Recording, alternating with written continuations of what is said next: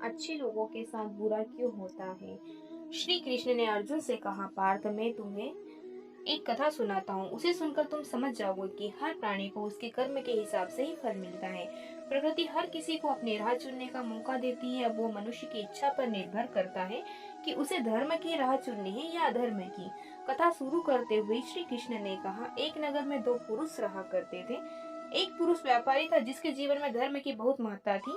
वो पूजा पाठ में यकीन रखता था। वो हर रोज मंदिर जाता था और दान धर्म भी करता था और हर रोज भगवान की पूजा करता था। वही दूसरा पुरुष बिल्कुल विपरीत था। वो हर रोज मंदिर तो जाता था लेकिन पूजा करने नहीं, बल्कि मंदिर के बाहर से जूते चप्पल चुराने। उसे दान और धर्म से कोई लेना देना नहीं था। समय बीतता गया और एक दिन बहुत जोर की बारिश हो रही थी। इस वजह से मंदिर के पुजारी के अलावा कोई नहीं था। ये बात जब दूसरे पुरुष को पता चली तो उसने कहा कि ये सही मौका है मंदिर का धन चुराने का। पंडित से नजर बचाकर उसने मंदिर का सारा धन चुरा लिया। उसी समय धर्म कर्म में विश्वास रखने वाला व्यक्ति भी मंदिर पहुंचा।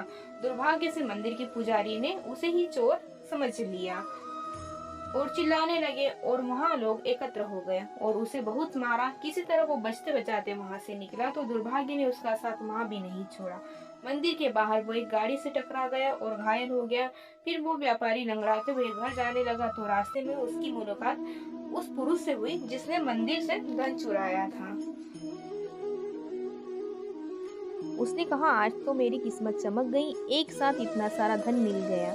ये सब देखकर उसे बहुत बुरा लगा और उसने अपने घर से भगवान की सारी तस्वीरें निकाल दी। कुछ सालों बाद दोनों की पुरुषों की मृत्यु हो गई। मरने के बाद जब दोनों यमराज की सभा में पहुंचे और भले पुरुष ने दूसरे व्यक्ति को देखा तो उसे बहुत गुस्सा आया। उसने क्रोधित होकर यमराज से पूछ ही लिया, मैं तो हमेशा अच्छे कर्म करता था, दान में विश्वास रखता था, उसके बदले जीवन भर मुझे अपमान और दर्द ही मिला।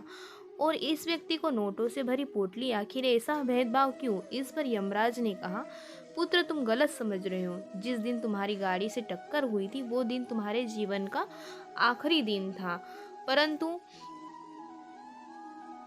परंतु तुम्हारे अच्छे कर्मों की वजह से तुम्हारी मौत सिर्फ एक छोटी सी चोट में बदल गई। तुम इस दुष्ट व्यक्ति के बारे में जानना चाहते हो। दरअसल इसके भाग्य में राजयोग था, मगर इसके कुकर्मों और अधर्म की वजह से वो सिर्फ एक छोटी सी धन की पोटली में बदल गया। कथा सुनाने के बाद श्री कृष्ण अर्जुन से कहते हैं, पार्थ क्या अब तुम्हें तुम्हारे सवाल का जवाब मिल गया। ऐसा सोचना कि भगवान तुम्हारे कर्मों को नज़रअंदाज कर रहे हैं, ये बिल्कुल भी सत्य नहीं है।